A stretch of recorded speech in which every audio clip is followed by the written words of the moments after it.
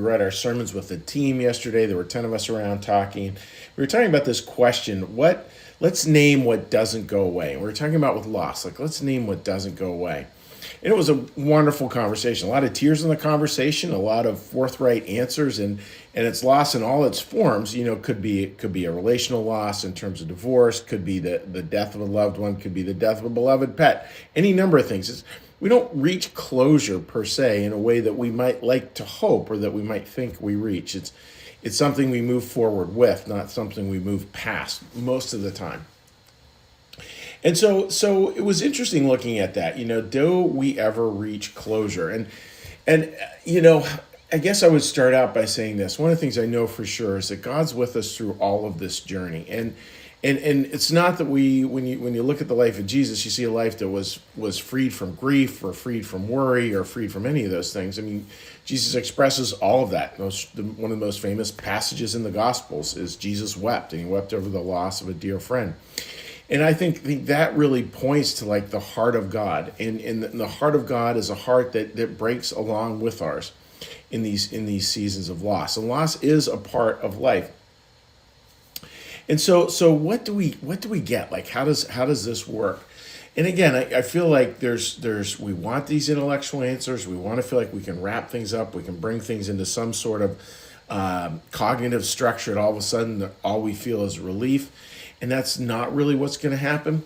But what do we find instead? Well, a couple of things. Instead of finding closure, I found this to be true both as a pastor and on a personal level. Instead of finding closure, what we have is companionship. And I remember sharing this story yesterday. I remember years ago, Susan and I doing an open house here at our house, and I forget whether it's just a regular one or a Christmas one. It was one for the congregation. And we're at one end of the table. We have a large dining room table, and we're kibitzing with some friends. And at the other end of the table, there's 4 or 5 folks down there. And I knew all of their stories. And these are all people who had lost a child. And they had sort of found each other. And they were answering each other's questions. I don't even know there were questions going on. But I look at that and I think, oh yeah, that's the answer. That's where closure will come as it comes, is this beautiful companionship where they're sharing together. Granted, it's a group no one would ever want to be part of that fraternity or sorority per se of people who've lost children.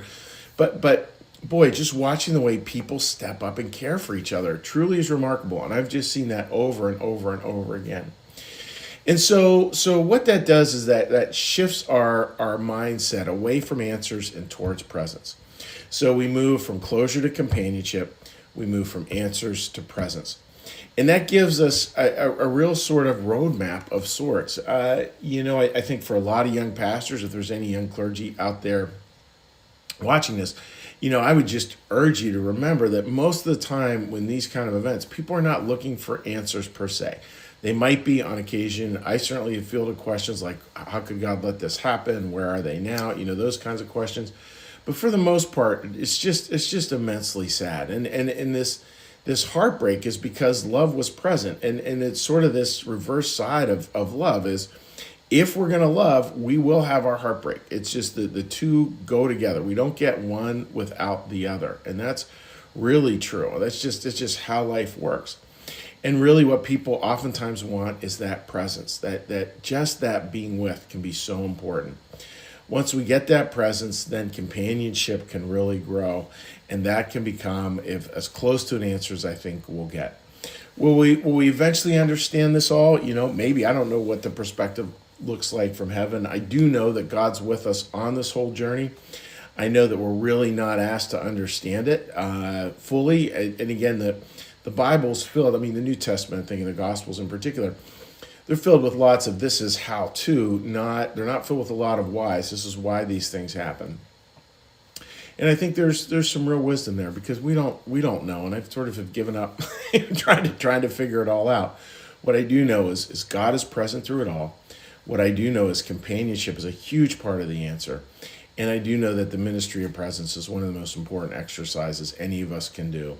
And that's about as close as we can get to closure. And and it's even closure as I say that, just remember, your loved one will live with you forever, and your heart will be broken, and that is life, and our heart breaks, and it breaks open, and we carry loss with us through our lives, and there's something about that that's just deeply human, and beautiful in so many ways. So I hope that makes sense going into your weekend, friends. And if you're looking for a little takeaway, ministry of presence. That is a great way to go about it. Just a ministry of presence over the weekend.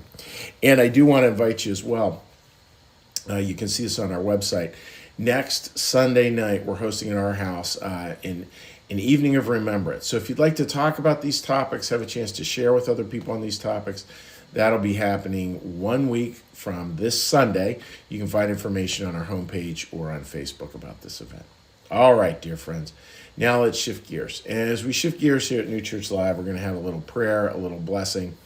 And a little prayer, a little blessing, and then we will say hello to friends on Facebook. So let's start with our little meditation.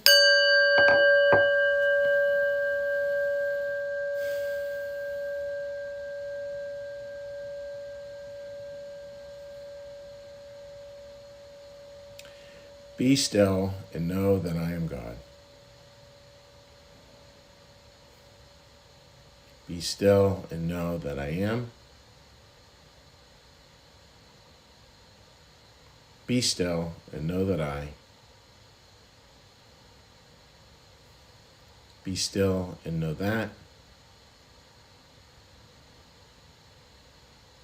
Be still and know. Be still and.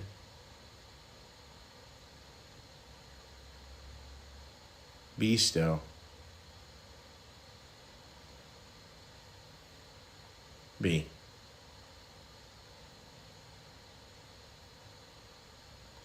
Our Father, who art in the heavens, hallowed be thy name.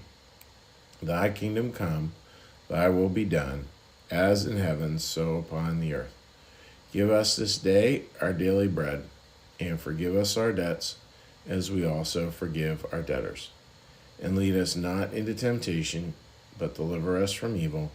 For thine is the kingdom, and the power, and the glory forever. Amen. May the Lord bless you and keep you. May the Lord make his face to shine upon you and be gracious unto you. May the Lord lift up his countenance upon you, bring you peace, and bring you home. Amen. All right, dear friends, let's give a little quick hello. And again, I hope everyone is looking forward to a wonderful weekend ahead. We have a pretty slow weekend, which is kind of nice. We haven't had one of those in a while, and I'm fighting the urge to fill it up with all kinds of stuff. So, all right, Sherry, good morning. Wishing you a nice weekend. Linda writes, good morning. It's beautiful to see people supporting others. Love and heartbreak our companions. Have a blessed weekend. It's a beautiful line, Linda. I really like that. Love and heartbreak our companions. And we just see that a lot. And boy, yeah, that's a very well written line. I will just let that sit as it is, because that is a beautiful insight right there. All right, let's flip on over here. Cheer let anybody who might be joining us over on this side of Facebook. And it's Marcus, my buddy. Marcus, good to see you, bud. So, friends, wishing you all the very best. God bless, and we will see you on Sunday.